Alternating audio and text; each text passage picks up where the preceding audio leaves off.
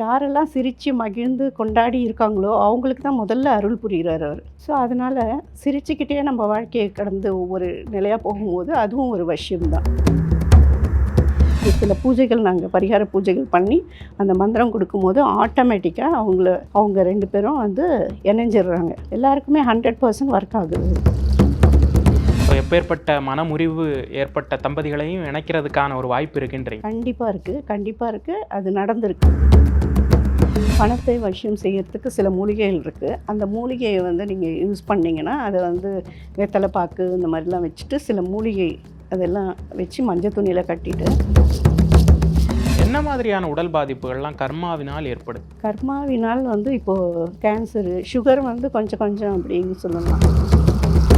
அந்த நாகதோஷம் வந்து இருக்கிறவங்களுக்கு அடிக்கடி வந்து நாகங்கள் வந்து கனவுல தோன்றும், இல்லை வந்து மிதிச்சிருவாங்க. அந்த மாதிரி மாறும்போது அவங்களுக்கு வந்து திருமண தடை அந்த மாதிரியெல்லாம் வரும். குழந்தை பாக்கியம் இருக்காது.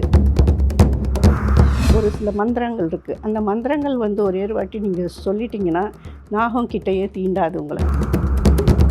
அப்படியே சரி பரவாயில்ல நாகதோஷம் தான் இருக்கே அப்படின்னு சொல்லி கல்யாணம் பண்ணி கொடுத்தா கூட அவங்க கடைசி வரைக்கும் நல்லா வாழ மாட்டாங்க. அந்த மூலிகையை வந்து ரொம்ப மலைக்காடுகளில் ரொம்ப கஷ்டப்பட்டு தான் எடுத்துகிட்டு வந்து அதை பண்ணோம். அது பண்ணும்போது ஆட்டோமேட்டிக்காக அந்த பர்சன் யார் அவங்களுக்கு வேணுமோ அதை வந்து வசியம் பண்ணி கொடுத்துட முடியும். வணக்கம். இன்று நம்முடன் ஹீலர் அண்ட் அஸ்ட்ராலஜர் ஹேமா அவர்கள் இணைந்துள்ளார்கள். வணக்கம் மேம். வணக்கங்க. ஈரேழு உலகத்தில் இருக்கிற அனைத்து ஆசீர்வாதமும் எனக்கும் அனைத்து உலக மக்களுக்கும் கிடைக்கிறதுக்கு வாழ்த்துக்கள். மேம், இப்போ வசியம் அப்படின்னு சொல்கிறாங்க, நிறைய இடத்துல நம்ம வந்து கேள்விப்படுறோம். ஆனால் இந்த வசியம்னா என்ன? முதல்ல இந்த வசியத்தின் மூலமாக என்னெல்லாம் நம்ம சாதிக்கலாம், என்னென்ன பண்ணலாம்? வசியம் அப்படிங்கிறது ஒரு அட்ராக்ஷன், ஒருத்தர். அதாவது நம்மளோட ஜென்மத்தில் பிறக்கும் போதே நம்மளோட ஜென்மத்தில் அது வந்து எழுதப்பட்டிருக்கும். எழுதப்பட்ட விதி தான். அதாவது ஒருத்தங்களுக்கு இவங்க எப்படி இருக்காங்க பாருங்கள், எவ்வளோ பெரிய மச்சம் இருக்கும் போல இருக்குது, இவங்கள சுற்றி எப்போவுமே ஒரு கூட்டம் இருக்குது அப்படின்னு சொல்கிறாங்க இல்லையா? அந்த மாதிரி வசியம். அந்த வசியங்கிறது உடலில் வந்து முகம், கால், கை, உடலில் எந்த பாகத்தில் வேணாலும் அந்த வசியம் வந்து ஏற்கனவே எழுதப்பட்டு இருக்கும் நம்மளோட உடம்புல ஜனனம் போது. அது அந்தந்த காலத்தில் அந்தந்த ஏஜ் வரும்போது அது வந்து வெளிப்படும். அந்த மாதிரி வெளிப்படும் போது ஒருத்தரை பார்க்கும்போது ஒரு அட்ராக்ஷன், கவர்ந்து இழுக்கிறது. அந்த மாதிரி கவர்ந்து இழுக்கும் போது ஒரு சிலர் வந்து அட்ராக்ஷன் ஆகி ஒரு சிலருக்கு ஒருத்தரை தான் பிடிக்கும், ஒரு சிலருக்கு ஒருத்தரை பிடிக்கவே பிடிக்காது. ஆனால் அந்த ஒரு சிலர்கிட்ட மொத்த கூட்டமும் அப்படியே கூட நின்று இருக்கும். ஸோ அந்த மாதிரி இருக்கும்போது அவங்களுக்கு நல்ல வசியம் இருக்குது அப்படிங்கிற மாதிரி தான் அர்த்தம். இந்த வசியத்தினால என்ன அப்படிங்கன்னா எல்லாரையுமே வந்து நீங்கள் வசியப்படுத்தலாம். அதாவது திருவள்ளுவர் சொல்கிற மாதிரி எப்போவுமே துன்பம் வரும்போது சிரிங்க அப்படிங்கிறார் இல்லையா? ஸோ அது மாதிரி துன்பம் வரும்போது எப்போவுமே சிரிச்சிட்டே இருக்கிறவங்களுக்கு அந்த இடத்த சுற்றி ஒரு ஆறா இருந்துக்கிட்டே இருக்கும். ஸோ அப்படி இருக்கும்போது சிவபெருமான் கூட என்ன சொல்கிறாரு அப்படின்னா, எல்லாரும் யாரெல்லாம் சிரித்து மகிழ்ந்து கொண்டாடி இருக்காங்களோ அவங்களுக்கு தான் முதல்ல அருள் புரிகிறார் அவர். ஸோ அதனால் சிரிச்சுக்கிட்டே நம்ம வாழ்க்கையை கடந்து ஒவ்வொரு நிலையாக போகும்போது அதுவும் ஒரு விஷயம்தான். ஸோ இந்த விஷயத்தினால நிறைய இது பண விஷயம் இருக்குது, ஜன விஷயம் இருக்குது. அப்புறம் வந்து காதலர் காதலி ஒற்றுமைக்கு, கணவன் மனைவி பிரிஞ்சிருக்காங்க இல்லையா? ஸோ அவங்களுக்கெல்லாம் இந்த விஷயங்கிறது நம்ம செஞ்சு கொடுத்தோன்னா அது நல்லபடியாக ஒர்க் ஆகும். மேம், இப்போ வசியத்தில் நிறைய வகைகள் இருக்குது அப்படின்னு சொன்னீங்க. ஆனால் நமக்கு வசியம் அப்படின்னாலே ஆண் பெண் வசியம் அப்படிங்கிறத நம்ம நிறைய கேள்விப்பட்டிருக்கோம். முதல்ல அதில் இருக்கக்கூடிய சூட்சம் என்ன? ஏன் ஒரு ஆண் வசியம் பெண் வசியம்லாம் சொல்கிறாங்க இல்லையா? அது எந்தெந்த ஒரு சூழ்நிலைக்கு பொருந்தும், எந்த அளவுக்கு அது வெற்றிகரமாக இருக்கும்? அதாவது இப்போ ஆண் பெண் வசியம்னா ஒருத்தர் வீட்டில் ரொம்ப சண்டை போட்டுகிட்டே இருக்காங்க. ஒவ்வொரு ஜாதகம் ஒவ்வொருத்தருக்கு செட் ஆகாமல் இருந்திருக்கலாம்.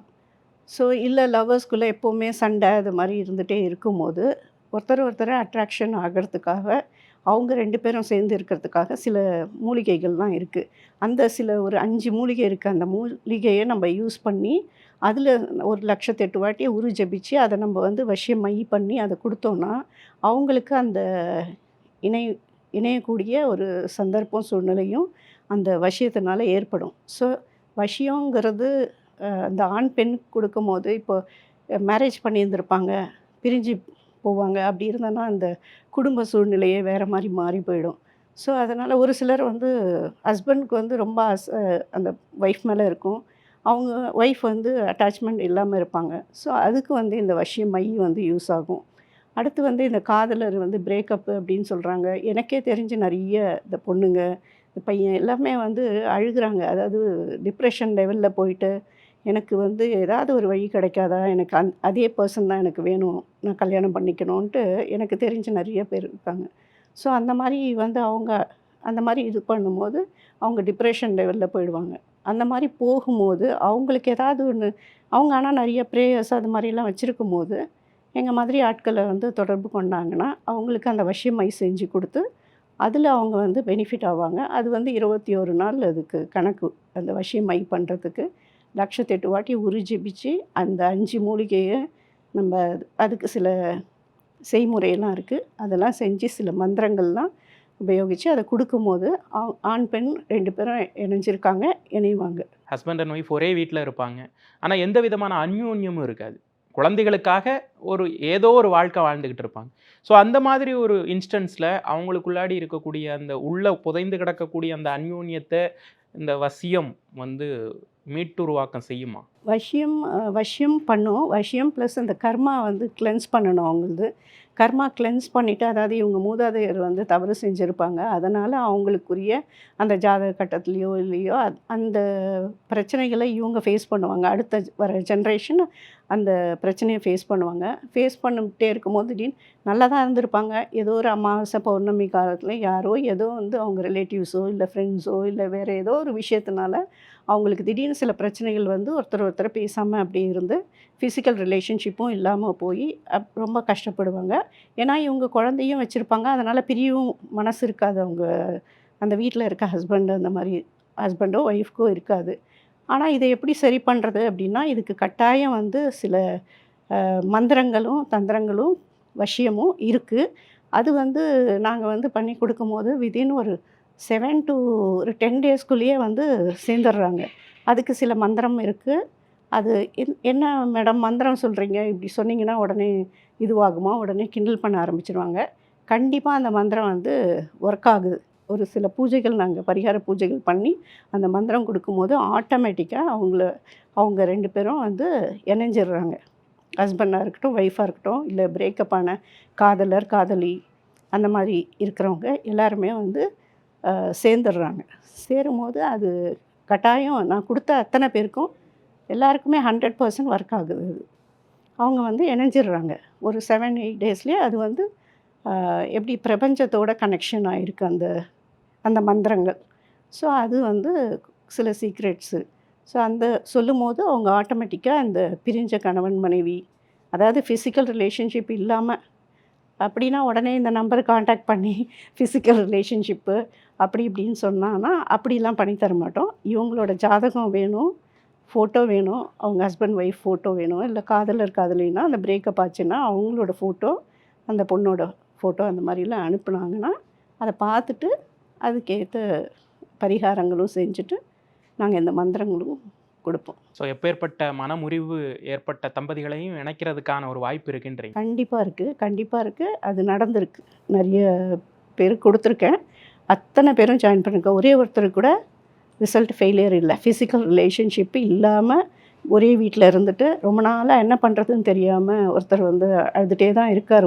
ஒரு இப்போல்லாம் நிறைய பெண்கள் அழுறதில்ல, ஆண்கள் தான் அழுதுட்ருக்காங்க.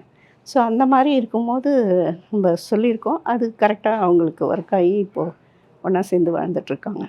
நம்ம உறவுகளுக்கு அடுத்து பொருளாதாரம் அப்படிங்கிறது மிக முக்கியம். பணவசியம் அப்படிங்கிறாங்க. நிறைய பேருக்கு வந்து அந்த பணவசியம் இல்லை, இயல்பாகவே அவங்கக்கிட்ட இல்லை, எவ்வளோ உழைச்சாலும் பணம் சேர மாட்டேங்குது அப்படிங்கிற பிரச்சனைகள்லாம் இருக்கு இல்லையா? இந்த பணவசியம்னா என்ன? பணத்தை வசியம் செய்கிறதுக்கு நம்ம என்ன செய்யணும்? பணத்தை வசியம் செய்கிறதுக்கு சில மூலிகைகள் இருக்குது. அந்த மூலிகையை வந்து நீங்கள் யூஸ் பண்ணிங்கன்னா அதை வந்து வெத்தலை பாக்கு இந்த மாதிரிலாம் வச்சுட்டு சில மூலிகை அதெல்லாம் வச்சு மஞ்சள் துணியில் கட்டிட்டு என்ன இதை சொல்லிகிட்டே இருக்கேன் அப்படின்னு கிடையாது. இது வந்து பரிபூர்ணமாக இது வந்து ஒர்க் ஆகுது. அந்த பணத்தை ஈர்க்கக்கூடிய மூலிகை இது முக்கியமான மூலிகை. பெரிய சித்தர் ஒருத்தர் வந்து எங்களுக்கு கொடுத்தது. ப்ளஸ் எங்கள் தாத்தா சித்தர் இல்லையா, ஸோ அவரோட புக்லேயும் எழுதிருந்தது. அதை யூஸ் பண்ணும்போது ஆட்டோமேட்டிக்காக எங்களுக்கு வந்து அந்த பண வரவுக்கான வாய்ப்புகள் கிடச்சி பெரிய பெரிய ஆளாக இருக்காங்க. நிறைய பிஸ்னஸ் வந்து உடைந்து போன அது நலிஞ்சு போன பிஸ்னஸ் எல்லாம் வந்து நல்லா வந்திருக்கு. நிறைய ஆர்டர்ஸ் எல்லாம் கிடச்சி அந்த மாதிரி. அதே மாதிரி பணம் வந்து குவிஞ்சிட்டே இருக்கும். பணம் வந்துக்கிட்டே இருக்கும். அதாவது ரொட்டேஷன் இருந்துக்கிட்டே இருக்கும் அந்த மூலிகையை யூஸ் பண்ணும்போது. அந்த மூலிகையை ஒரு மஞ்சள் துணியில் கட்டி நீங்கள் சுவாமிக்கிட்ட வச்சுட்டு நெய் தீபம் ஏற்றி வந்தீங்கன்னா கட்டாயம் அந்த மூலிகையில் உங்களுக்கு பண வரவுக்கான அதிசயம் நடக்குது அந்த மூலிகையில். கர்மா. இப்போ வந்து கர்மா அப்படிங்கிறது வந்து நம்ம செய்யக்கூடிய ஒவ்வொரு விஷயத்துக்கு பின்னாடி நம்மளை ஏதோ ஒரு பேக்லாக் போட்டு இழுத்துக்கிட்டு இருக்கு. அப்போ அந்த கர்மா என்னென்ன பாதிப்புகளை ஏற்படுத்துது அப்படிங்கிறதும், உடல் சார்ந்த பிரச்சனைகளுக்கும் கர்மாக்கும் உண்டான தொடர்பு என்ன? கர்மா வந்து நம்ம மூதாதையர் பட்ட கடன் வந்து 7 ஜென்மத்துக்கு தொடரும் அப்படிங்கிறது. ஒரு கர்மா ஒரு ஒரு வினை நம்ம வந்து செஞ்சோன்னா அது அடுத்து திருப்பி இன்னொரு வினையாக மாறுது. அது வந்து நம்மளால் 90% வரலும் தான் நம்மளால் கிளியர் பண்ண முடியும். இப்போ நான் உங்களது வந்து நான் கர்மா கிளென்ஸ் பண்ணுறேன்னு சொல்லிட்டு நான் வாங்கிட்டு நான் பண்ணும்போது அந்த நிமிஷம் நான் பண்ணி முடித்து கொஞ்சம் கிளியர் பண்ணாலும் திருப்பி இன்னொரு வாட்டி நீங்கள் செய்கிற காரியங்களை பொறுத்து அந்த கர்மா வந்து இன்க்ரீஸ் ஆகிறதோ இல்லை இதுவாக கம்மியாகிறதோ அப்படிங்கிறது. இப்போ நீங்கள் வந்து என்ன பெரிய கடவுளாக நீங்கள் கர்மா கிளென்ஸ் பண்ண அப்படி கிடையாது. கண்டிப்பாக வந்து கர்மா வந்து கிளென்ஸ் பண்ணியிருக்கேன் நான். அது வந்து தியானம் மூலியமா அப்படி பண்ணும்போது அவங்களுக்கு ஒவ்வொரு கேட்டாக ஓப்பன் ஆகுது. அதாவது கதவுகள் வந்து திறக்கப்படுது. அந்த மாதிரி கதவுகள் திறந்து ஒவ்வொரு விஷயமா ஒன் பை ஒன்னாக அவங்களுக்கு நல்ல விஷயங்கள் ஆரம்பிச்சிடுது. அதாவது இப்போ பித்ரு கர்மா அப்படின்னும் போது பித்ருக்களுக்கு இவங்க வந்து நிறைய விஷயங்கள் வந்து விடுபட்டு இருப்பாங்க. அதாவது பித்ரு கடன் செய்யாமல் விட்டுருப்பாங்க. தர்ப்பணங்கிறது ஒரு சில இடங்கள்ல இருக்குது. அந்த இடத்துல மட்டும்தான் கொண்டு போய் கொடுத்தா தான் அந்த ஆத்மா வந்து அந்த இடத்துக்கு போய் சேரும். ஸோ அதுக்கு சில பரிகாரங்கள் செஞ்சு தரோம். அந்த மாதிரி செஞ்சு தரும்போது அந்த இடத்துல போய் நீங்கள் பரிகாரம் பண்ணிவிட்டு திருப்பி வரத்துக்குள்ளேயே ஒவ்வொரு விஷயமா உங்களுக்கு நடந்துடும். அதுக்கு சில கோவில்கள்லாம் இருக்குது. அது மாதிரி பண்ணும்போது அந்த கர்மா வந்து கிளென்ஸ் ஆகிடும். கிளென்ஸ் ஆகிட்டு அடுத்து நல்ல விஷயங்கள் உங்களுக்கு அதனால் உங்களுக்கு வந்து பணம் விரயம் ஆகாது, கடன் இருக்காது. அடுத்து வந்து குழந்தைங்க நல்லா படிப்பாங்க. அடுத்து வியாபாரம் நல்லா நடக்கும். எல்லா விஷயமும் உங்களுக்கு குழந்தை பாக்கியம் கிடைக்கும். அந்த மாதிரி இது வந்து கர்மால தான் இருக்குது. கர்மா வந்து கிளென்ஸ் பண்ணுறது நாங்கள் பண்ணி கொடுப்போம். ஸோ உடல் பாதிப்புகள் நான் கேட்டேன் இல்லையா? என்ன மாதிரியான உடல் பாதிப்புகள்லாம் கர்மாவினால் ஏற்படுது? கர்மாவினால் வந்து இப்போது கேன்சரு, சுகர் வந்து கொஞ்சம் கொஞ்சம் அப்படின்னு சொல்லலாம். ஆனால் வந்து முக்கியமாக அந்த கேன்சரு, ஆக்சிடெண்ட்ஸ் எல்லாம் ஆகி மரணப்படுக்கையில் போயிடுறாங்க. கோமா ஸ்டேஜ் போயிடுறாங்க. அந்த மாதிரி கோமா ஸ்டேஜில் போகிறவங்களையும் நாங்கள் வந்து ஒரு 4 நாளில் வந்து ஹாஸ்பிட்டல்லேருந்து கொண்டு வந்துட முடியும். சில பரிகாரங்கள் செஞ்சு. அதே மாதிரி நோய்வாய்ப்பட்டு ரொம்ப நாளாக இருக்காங்க. அவங்க போகவே இல்லை. நிறைய ஹாஸ்பிட்டல் செலவாகிட்டே இருக்குது. ஆனால் இதை எப்படி நாங்கள் சரி கட்டுறதுன்னு தெரியாமல் நிறைய முழிச்சிட்ருக்காங்க இல்லையா? ஸோ அவங்களுக்கும் நாங்கள் வந்து அந்த கர்மா கிளென்ஸ் பண்ணிவிட்டு இந்த ஹாஸ்பிட்டலைஸ்டாக இருக்கவங்க இல்லையா? அவங்க ஒரு 3 நாள்லேருந்து ஒரு 1 வீக்குள்ளே அவங்க வீட்டுக்கு வரும்படி நாங்கள் சில பரிகாரம் செய்ய சொல்லுவோம். அப்படி செய்யும்போது அவங்க ஆட்டோமேட்டிக்காக அவங்க வீட்டுக்கு வந்துடுவாங்க. அது என்ன மாதிரி வியாதியாக இருந்தாலும் சரி, சில ஹோமங்கள் அதெல்லாம் பண்ணும்போது அவங்களுக்கு வந்து சரியாயிடும். அதே மாதிரி இந்த நாகதோஷம் வந்து 2 லக்னத்தில் 2, 7, 8ல் அப்படி இருக்கும் ஜாதகக்காருக்கு. அது மாதிரி இருக்கிறவங்க வந்து நாகதோஷத்தினால அவஸ்தைப்படுவாங்க. அப்படி இருக்கும்போது இவங்க வந்து கல்யாணம் பண்ணி வச்சா நாகதோஷம் இருக்கும்போது அவங்க கல்யாணம் பண்ணி வச்சாலும் அவங்களால வந்து சரி வர வாழறதுக்கு முடியாது. ஸோ இதுக்கும் சில பரிகாரங்கள் இருக்குது. அதை வந்து செஞ்சிட்டாங்கன்னா அவங்க வந்து அந்த நாகதோஷத்துலேருந்து விடுபடுவாங்க. அந்த நாகதோஷம் வந்து இருக்கிறவங்களுக்கு அடிக்கடி வந்து நாகங்கள் வந்து கனவுல தோன்றும். இல்லை வந்து மிதிச்சிருவாங்க. இல்லைன்னா அந்த நாகம் வந்து குட்டியோடு இருக்கும்போது அதை கொன்றுப்பாங்க. ஸோ அந்த மாதிரிலாம் இருக்கும்போது அது நாகதோஷமாக மாறுது. அந்த மாதிரி மாறும்போது அவங்களுக்கு வந்து திருமண தடை அந்த மாதிரியெல்லாம் வரும். குழந்தை பாக்கியம் இருக்காது. அது போய் பார்த்தீங்கன்னா அந்த ஜாதகத்தில் அந்த மாதிரி இருக்கும். இப்போ ஜாதகத்திலே தெரியுமா நாகதோஷம் இருக்கு? இருக்கான்றது நம்ம பார்த்தா தெரிஞ்சிடும். அதாவது 2ல் 7, 8ல் அந்த மாதிரி இருந்துச்சுன்னா லக்னம் அது மாதிரி பார்த்தீங்கன்னா அதில் வந்து தெரிஞ்சிடும். அது மாதிரி இருக்கிறவங்களுக்கு சில மந்திரங்கள், ஸ்லோகங்கள் இருக்குது. அதாவது நாகம் அடிக்கடி கனவுல வந்துகிட்டே இருக்குது, இல்லை எங்கே போனாலும் பின்னால் துரத்தும் அது மாதிரி. பட் நம்ம சிட்டி சைடில் இருக்கோம், அதனால் அதுக்குரிய வாய்ப்புகள் கம்மி தான். ஆனால் சில கிராமப்புறங்களில் அது மாதிரி இருக்கிறவங்கள தொடர்ந்துகிட்டே இருக்குன்னு சில ஃபோன் பண்ணி சொல்லியிருந்தாங்க. அதுக்காக இந்த பதிவை நான் சொல்கிறேன். அந்த மாதிரி இருக்கும்போது ஒரு சில மந்திரங்கள் இருக்குது. அந்த மந்திரங்கள் வந்து ஒரே ஒரு வாட்டி நீங்கள் சொல்லிட்டீங்கன்னா நாகம் கிட்டேயே தீண்டாது உங்களை. ஸோ அந்த மாதிரி இருக்கிறவங்களுக்கும் நாங்கள் பரிகாரம் பண்ணி கொடுத்தோம். திருமணத்தடை ஏற்படுறதுக்கு செவ்வாய் தோஷம் மட்டும் இல்லை, நாகதோஷமும் ஒரு காரணம்ன்றீங்க. கட்டாயம் நாகதோஷமும் ஒரு காரணம். அப்படியே சரி பரவாயில்ல நாகதோஷம் தான் இருக்கே அப்படின்னு சொல்லி கல்யாணம் பண்ணி கொடுத்தா கூட அவங்க கடைசி வரைக்கும் நல்லா வாழ மாட்டாங்க. பீஸ்ஃபுல்லான லைஃப் இருக்காது. அது என்னன்னு கண்டுபிடிக்காம சிலரோட வாழ்க்கை அப்படியே போயிட்டுருக்கு. அதை வந்து நாங்கள் வந்து பரிகாரம் மூலயமா செஞ்சு தருவோம். சிலருக்கு நீண்ட நாள் கண்டினியூஸாக பிரச்சனைகள் இருந்துக்கிட்டே இருக்கும், என்னன்னே சொல்ல தெரியாது. மனசு அறியாமல் ஒரு பயம் இருந்துகிட்ருக்கும், எங்கே போனாலும் எந்த வேலை பண்ண முடியாது, சோம்பல் இருக்கும், டிப்ரெஷன் இது மாதிரி இருந்தேன்னா இவங்கெல்லாம் வந்து கர்மா கிளென்ஸ் பண்ணிவிட்டு அதுக்கேற்ற பரிகாரங்கள் செய்யும் போது இவங்களுக்கு இந்த பிரச்சனையிலேருந்து விடுதலை வரலாம். பிரச்சனைக்கான தீர்வை நீங்கள் சொல்கிறீங்க, ஆனால் பிரச்சனையை கண்டறியறதே ஒரு பெரிய சிக்கலாக இருக்கு இல்லையா? இல்லையே, ஒருத்தர் வந்து சோம்பலாக படுத்து தூங்கிட்டே இருக்காரு, ஒருத்தருக்கு எந்த வேலை போனாலும் திருப்பி வந்துடுவார், இல்லைனா போகிற வழியில் எப்போ போனாலும் ஏதோ ஒரு ஆக்சிடெண்ட் வரும், இல்லைனா மாடு ஏதோ ஒன்று வந்து தடையாக இருந்து குறுக்கில் வந்து நிற்கும் போது அவங்களால அந்த விஷயங்கள் வந்து புரிஞ்சிக்க முடியும். சில சமிக்ஞைகள் மூலமாக புரிஞ்சுக்கலான்றீங்க. அறிகுறிகள் அவங்களுக்கு தென்படும், அது மாதிரி இருக்கும்போது புரிஞ்சுக்கலாம். அதே மாதிரி ஒரு வீட்டில் ஒரு பொண்ணு வந்து லவ் பண்ணிவிட்டு அந்த பையன் தான் வேணும் அப்படின்னு நான் பெண்களுக்கு என்ன ஒரு வார்த்தை சொல்லணும் அப்படின்னு நினச்சேன்னா, இப்போ வந்து யாரோ ஒருத்தங்க ஒரு விஷயத்த நீங்கள் வந்து ஒரு பெண் வந்து விரும்புகிறாங்க அப்படின்னா அது வேணும்னா அது வேணுங்கிறது கட்டாயம் கடைசி வரலும் அந்த ஒரு பிடிவாதத்திலே இருந்தாங்கன்னா கட்டாயம் அவங்களுக்கு வேண்டிய காரியங்களை சாதிக்க முடியும். இதுக்கு நடுவில் அவங்க வந்து என்ன பண்ணுறாங்க, இந்த பெண்கள் வந்து டிப்ரெஷன் போயிட்டு அம்மா நான் வந்து தற்கொலை பண்ணிக்கலாமான்ருக்கு, நான் இப்படி எதுவுமே வேலை செய்ய முடியல அப்படின்னு நானாக வந்தேன், அவங்க தானே வந்தாங்க, ஆனால் இப்போ வந்து வேண்டான்னு சொல்கிறாங்க அப்படின்னு நிறைய பொண்ணுங்க வந்து அழுகிறாங்க. ஸோ அந்த மாதிரி அதாவது ஃபஸ்ட்டே டிசைட் பண்ணணும் ஒருத்தங்க இந்த வாழ்க்கை வேணும் வேணாம் அப்படின்னு. அப்படி வேண்டாம் அப்படின்னு நினச்சாங்கன்னா அது நல்லா டிசைட் பண்ணணும். அப்படி வேண்டாம்னு நினச்சாங்கன்னா பரவாயில்லன்னு அந்த நிமிஷமே விட்டுடணும்.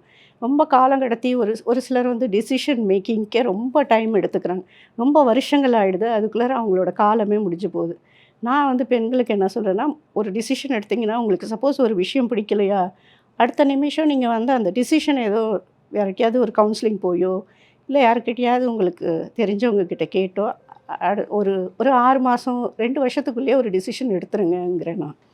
ஸோ இது வந்து நான் கண்கூட நான் நிறைய லேடிஸு பார்க்குறேன். ஸோ அது வந்து டிசிஷன் மேக்கிங் வந்து கொஞ்சம் கரெக்டாக இருந்துக்கோங்க.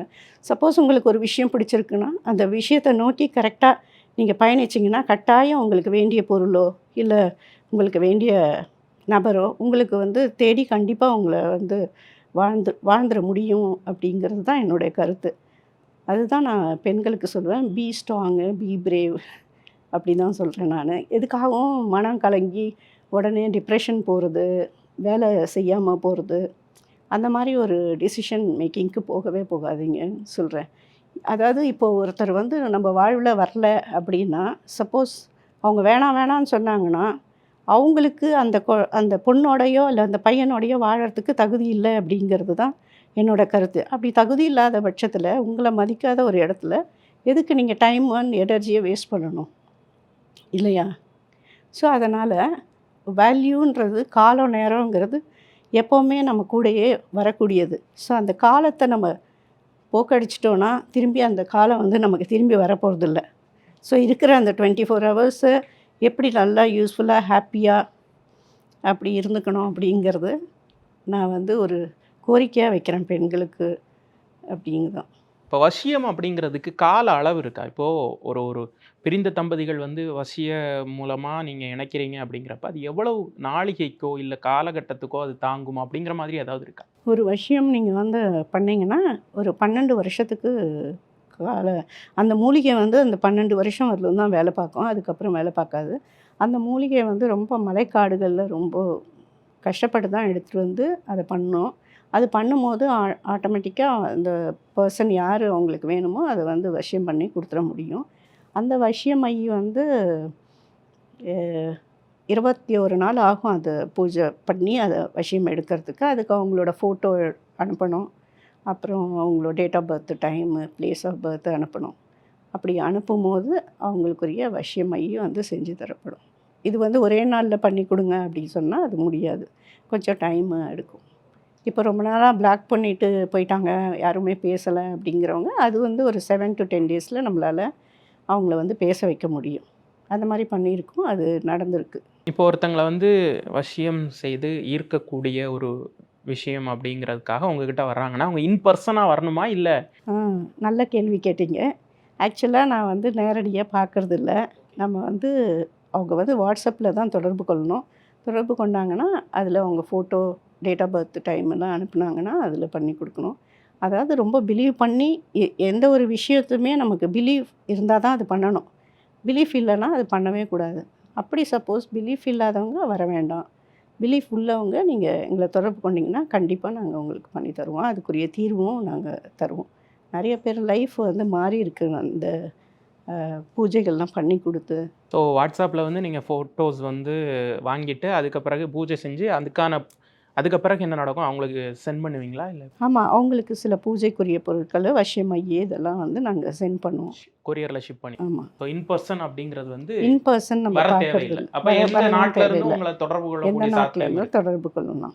இப்போ வந்து ஒரு அம்மா வந்து ஃபஸ்ட்டெல்லாம் வந்து ஒரு பிராமின் லேடி, அவங்க பேரெல்லாம் சொல்ல விரும்பல. அவங்க வந்து ஒரு பெரிய அஹ், ஒரு பெரிய ஒரு சிட்டிக்குள்ளே ஒரு பெரிய ஆளுன்னு வைங்களேன். அவங்க வந்து ஃபஸ்ட்டு அவங்க வந்து ஒரு வாட்டி நான் அவங்களுக்கு பண்ணி கொடுத்தேன். அப்போ அவங்க பிலீஃப் இல்லை. பிலீஃப் இல்லைன்னா அவங்க சாதாரணமாக அப்படி விட்டாங்க. அதுக்கப்புறம் திருப்பி என்ன அப்படின்னாங்க. அதுக்கப்புறம் நான் வந்து ஒரு கயிறு அந்த மாதிரி சுவாமி இது சிவனோடது பூஜை பண்ணி அப்படி கொடுத்துருந்தேன். அவங்க வந்து ஃபஸ்ட்டு ஒரு வாட்டி அவங்க ஏதோ ஒரு மலைக்காடுகளுக்கு போயிருக்காங்க. அப்போ வந்து அவங்க சொன்னாங்க, எல்லாரும் முன்னாடி இதுக்கு முன்னாடி இவங்க போயிருக்காங்களாம். ஆனால் அவங்க வந்து இதில் கூட நான் பதிவிடுறேன் அப்படின்றத சொன்னாங்க. நான் உங்களை பற்றி நல்ல ஒரு இது கொடுப்பேன் அப்படின்னு. அங்கே போயிருக்காங்க. போய் அவங்களுக்கு ஒரு இவங்களையும் கூப்பிட்ருக்காங்க வாங்கன்னு சொல்லிட்டு. இவங்க அங்கே போகலை. அவங்கள ஏதோ ஒன்று தடுத்துருச்சு அப்படின்னாங்க. அப்புறம் அதுக்கு முன்னால் போனவங்க இவங்க வந்து ஆக்சிடெண்ட் ஆகிடுச்சு. அது வந்து சொன்னாங்க, அந்த நீங்கள் கொடுத்த அந்த பூஜை பண்ணி கொடுத்த அந்த கயிறு தான் என்னைய வந்து காப்பாற்றுச்சு. அங்கே உங்களோட ஃபேஸ் கட் தெரிஞ்சதுன்னாங்க. சரி, அதுக்கப்புறமா இன்னொரு அதே பர்சன் இன்னொரு வாட்டி ஏதோ ஒன்று பேசினாங்க டக்குன்னு. அப்போ சொன்னேன், சிவன்கிட்ட வந்து கேட்டேன் நான், என்ன இது மாதிரி இவங்களுக்கு பண்ணது ஒரு சில விஷயம் இப்படி ஆச்சு அப்படின்னு. அப்போ வந்து இவங்க வந்து என்ன பண்ணியிருக்காங்க, திருச்செந்தூர் ஏதோ போயிருக்காங்க. போயிட்டு அலையில் போய் மாட்டிட்டாங்க. மாட்டிட்டு அலை இழுத்துட்டு போயிடுச்சு. அதுக்கப்புறமும் திருப்பி இப்படி திரும்பி கையில் பார்த்தாங்களா, நான் கட்டியிருந்தேன் அவங்க நான் கொடுத்த கயிறு தான் அவங்கள காப்பாற்றுச்சு. அந்த டைம் உங்களோட ஃபேஸ் வந்துச்சுன்னு சொல்லிட்டு மறுபடியும் ஃபோன் பண்ணி அழுது, அதுக்கப்புறம் சில விஷயங்கள்லாம் பகிர்ந்துக்கிட்டாங்க. அதையும் நம்ம செஞ்சு கொடுத்தோம். அந்த மாதிரி நிறைய விஷயங்கள். இப்போ ஒருத்தவங்களுக்கு ஃபிட்ஸ் வந்தது, அது சரி பண்ணோம். சரி பண்ணோம். ஃபிட்ஸ் எல்லாம் ரொம்ப நாளாக இருந்துச்சு, அது சரியாச்சு. அதே மாதிரி ஒரு பையனும் பொண்ணும் பேசாமல் ரொம்ப நாள், அதாவது அந்த பையன் அந்த பொண்ணை பார்த்தாலே ஓடி போய் அவன் அந்த பொண்ணு எதிரிலே இன்னொரு பொண்ணோடையே அவன் போயிட்டே சுற்றிட்டே இருப்பான். அப்போ இந்த பொண்ணு வந்து டெய்லி அழுதுகிட்டே இருக்கும், அம்மா இப்படி போயின்ட்டுருக்கான் என்னன்னு. ஆனால் அந்த பொண்ணு சொல்லுவேன் நான், கொஞ்சம் வெயிட் பண்ண, பூஜைலாம் பண்ணியிருக்கோம், அதனால இது முடித்த உடனே கண்டிப்பாக அவன் வந்து உங்ககிட்ட வருவான், வெயிட் பண்ணணும். ஆனால் அந்த பொண்ணு நான் என்ன சொன்னானோ அது அப்படியே கேட்டுகிட்டே இருந்துச்சு. கரெக்டாக அந்த பையன் வந்து அந்த பொண்ணு விட்டான். இப்போ இந்த பொண்ணோட மேரேஜ் அது மாதிரி நடந்தது. அதே மாதிரி நிறைய பேர் பார்க்கும்போது பாசிட்டிவ் எனர்ஜி இருக்குங்க, உங்களோட வந்தாலே அந்த இடத்துல இருக்குது அப்படின்னு நிறையா சொல்லியிருக்காங்க. என்ன நானே நிறைய சொல்லக்கூடாது, மற்றவங்களோட வியூஸ் எப்படியோ அப்படின்னு. அதான் மற்றவங்களோட தாட்ஸ் பற்றி எனக்கு கவலை கிடையாது. எனக்கு இந்த சொசைட்டிக்கு ஏதாவது முடிஞ்ச நல்லதை பண்ணணும் அப்படிங்கிறனால தான் இந்த வீடியோ இந்த மாதிரி இதெல்லாம் கொடுக்குறேன். தூற்றுவார் தூற்றட்டும், போற்றுவார் போற்றட்டும், போகட்டும் கண்ணனுக்கே அப்படின்னு நினச்சிட்டு நான் வந்து என்னால் முடிஞ்ச சேவையை செஞ்சிட்ருக்கேன். உங்களுடைய ஹீலிங் மூலமா இன்னும் நிறைய மக்களுடைய வாழ்வியல்ல நிறைய மேம்பாடுகளை செய்யணும் அப்படின்னு கேட்டுட்டு, உங்களுடைய இந்த பொன்னான நேரத்திற்கு ரொம்ப நன்றி. நன்றி, வணக்கம்.